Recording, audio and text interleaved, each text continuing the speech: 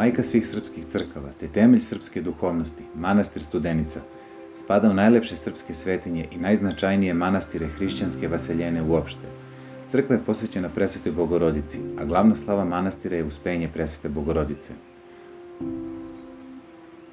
Ova sveta lavra građena je između 1186. i 1196. godine, a njen osnivač i utemeljivač svih srpskih zemalja i pomorskih, kakve mi danas nostalgično pamtimo, jeste rodonačelnik srpske državnosti, veliki župan i kralj Stefan Nemanja. Veliki srpski vladar se na državnom saboru najpre odrekao prestola u korist svog srednjeg sina Stefana, a zatim se i zamonašio, dobivši ime Simeon. Odmah po monašenju dolazi u manastir Studenicu, čiji sabrat biva nepunih 2 godine. Potom napušta ovaj manastir i odlazi u Svetu Goru, gde se upokojio u manastiru Hilandar 26. februara 1199. godine. Taj dan, 26. februar, proslavljamo kao dan Svetog Simeona Mirotočivog. Mirotočive i celebne mošti Svetog Simeona, Sveti Sava na zahtev svoje braće Stefana i Vukana, 1207. godine prenosi i polaže u Bogorodičinoj crkvi u manastiru Studenici, gde one i do danas predstavljaju kamen temeljac srpske državnosti, duhovnosti i osvećenja. Sveti Sava, prvi srpski crkveni poglavar u manastiru Studenica, boravi od 1207. godine do polovine druge decenije 13. veka, gde manastir pod njegovim starateljstvom postaje kulturni, duhovni i medicinski centar srednjovekovne Srbije. Tu je Sava napisao i Studenački tipik u kome opisuje žitije svoga oca Stefana Nemanje, kao autentično svedočanstvo i istorijski izvor o duhovnom i monaškom životu s početkom 13. veka. Radovi na oslikavanju Bogorodičine crkve okončani su 1209. godine, što svedoče pisani zapisi na obodima unutrašnjeg dela u osnovi kupole. Citiram, ovaj presveti hram prečiste vladičice naše Bogorodice sazdan bi veleslavnim velikim županom i svatom cara grčkog Kira Alekse, Stefanom Nemanjom, koji je primio anđelski obraz kao Simeon monah, a završen naslikan bi trudom velikog župana Stefana i velikog kneza Vukana godine 6717. to jest 1209. godine. I mene koji sam tu radio pomenite Savu grešnog. Kraj citata. Mnogim okupacijama i napadima kroz istoriju na srpsku duhovnost i identitet, koji ni u ovom modernom dobu ne jenjavaju, trebalo se odupreti i sačuvati izvornost i prepoznatljivost najstarije narodnosti Evrope.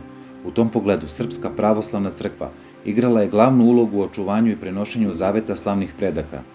Stefan Nemanja, ktitor prve srpske prestolne crkve, manastira Studenice, ideju za podizanje ove svete lavre dobio je dok je bio talac vizantijskog cara Manuela I Komnina u 8. deceniji 12. veka. Tada je boravio u jednom carigradskom manastiru posvećenom Bogorodici Dobrotvorki, odnosno Evergetidi, gde se zavetovao da će sličan manastir podići ukoliko se izbavi iz zatočeništva.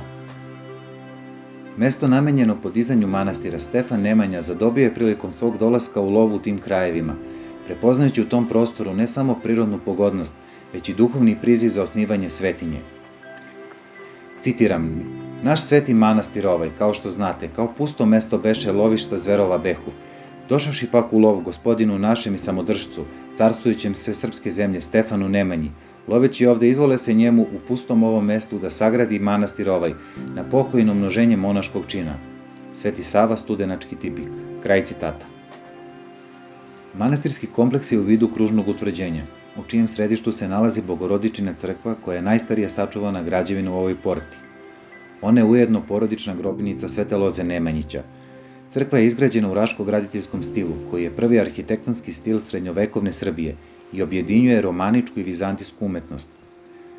Crkva je zidana od mermera, koji je vađen u neposrednoj blizini na oko 3 km od manastira.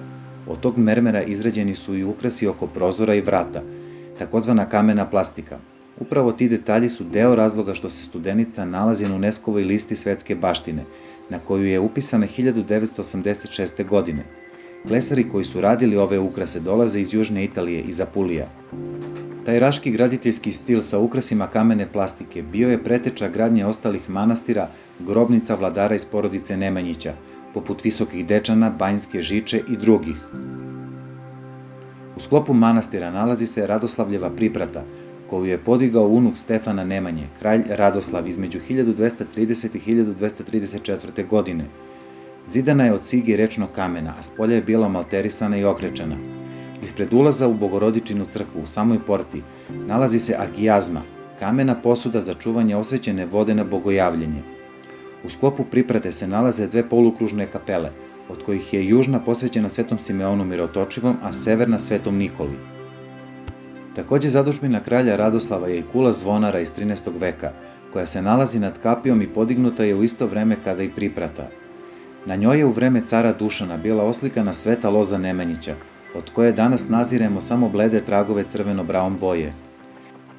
Na južnoj fasadi Bogorodičine crkve nalazi se sunčani sat, dok se na severnoj strani iznad vrata nalazi čuveni studenički krst, kombinacija krsta, ljiljana i sidra. Tu su i najstariji sačuvani arhitektonski crteži u Srbiji. To su crteži u obliku polukrugova, koji su klesari koristili kao šablon pre obrade mermera. Jedinstven detalj je i prozor sa kraja 12. veka, izgrađen od olova sa motivima bilja, životinja i mitoloških bića, čije su šupljine ispunjene vitražnim staklom. Dograđivanje zadužbina pokazuje odnos i poštovanje naslednika prema precima i nasleđu, značajnom za čitav narod. Studenička porta nije mesto jedne zadužbine, već velelepno okruženje više svetinja građenih kroz vreme. Hram posvećen Svetom Nikoli, zidan od lomljenog kamena bez kupole, zadužbina je nepoznatog člana dinastije Nemanjića iz 4. ili 5. decenije 13. veka. Dok u zidine možemo vidjeti temelje hrama posvećenog Svetom Jovanu Krstitelju iz prve polovine 14. veka. Posebno značajan hram u porti je takozvana Kraljeva crkva iz 1314. godine u srpsko-vizantijskom stilu. Zadužbina je kralja Milutina, te otuda i naziv Kraljeva. Ona je posvećena bogoroditeljima Joakimu i Ani. Freske su oslikali dvorski slikari kralja Milutina i Soluna, Mihajlo i Evtihije Astrapa. Zgrada pored kule zvonara je trapezarija Svetog Save iz 13. veka, kasnije proširivana u vreme kralja Milutina, koja je danas rekonstruisana jer je bila u ruševinama. Duž zidina nalaze se temelji monaških građevina, kelija, trapezarija i odbrambenih kula. U nekima od njih nalazile su se prva škola i bolnica u Srbiji.